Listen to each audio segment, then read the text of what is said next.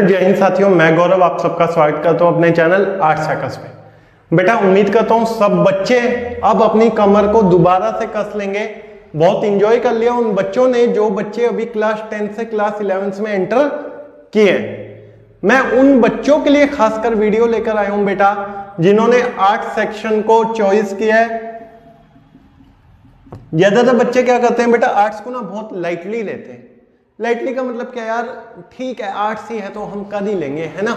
क्या है, बस पॉल साइंस पढ़ना है, हिस्ट्री पढ़ना है, हिस्ट्री में तो हम कुछ भी लिखाएंगे, है ना। लेकिन मेरे बच्चा ऐसे नहीं चलता, ऐसा नहीं होता जो आपके मन की आप वो करें, ठीक है। आर्ट्स एक सबसे बेस्ट सब्जेक्ट है जिसे पढ़कर आप यूपीएससी तक क्रैक कर सकते हो, है ना।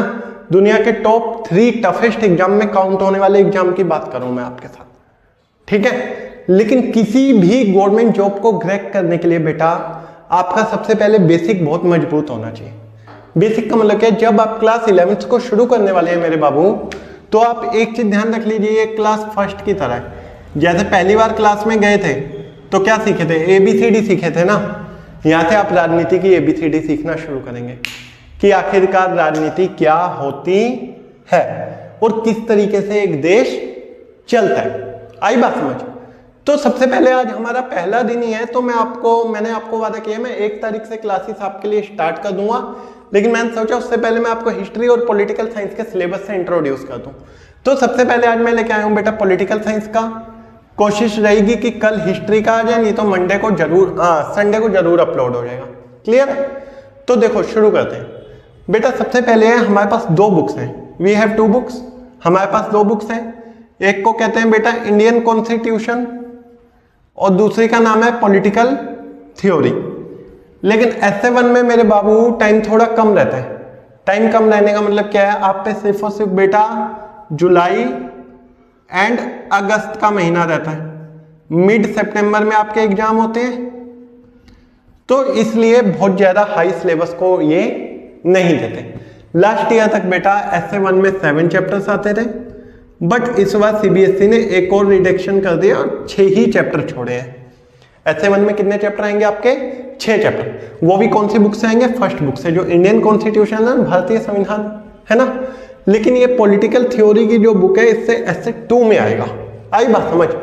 SA2 में पहली और दूसरी बुक पूरी आने वाली है, कंप्लीट आने वाली है। क्लियर है। तो सबसे पहले हम SA1 को समझ लेते हैं बेटा। सबसे पहला चैप्टर है संविधान क्यों और कैसे। आखिरकार कॉन्स्टिट्यूशन व्हाई एंड हाउ, हमें क्या जरूरत थी एक संविधान की और कैसे हमने तैयार किया। यानी कि पूरी कॉन्स्टिट्यूशनल असेंबली को हम इसमें अच्छे से समझने वाले हैं और ये भी समझने वाले हैं कि किस तरीके से ब्रिटिशियर्स के राज में हमें परेशान किया गया, कैसे एक बैकग्राउंड तैयार हुआ संविधान का।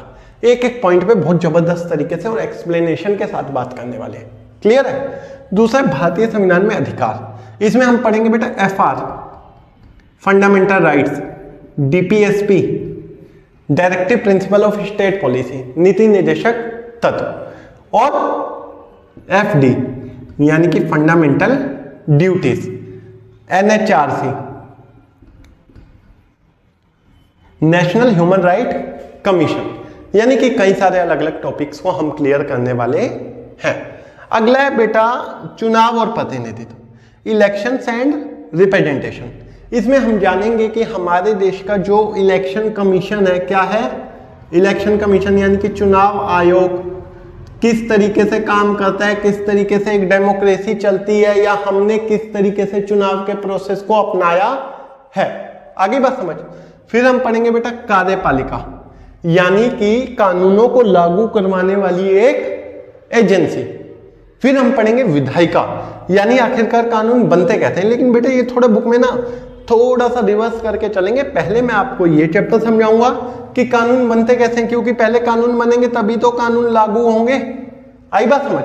तो पहले आपको विधायिका पढ़ाया जाएगा, बाद में आपको कार्यपालिका पढ़ाया जाएगा। फिर आ गया न्यायपालिका, यानी कि ज्यूडिशरी। ज्यूडिशरी का काम क्या होता है बेटा, जस्टिस करना या न्याय करना।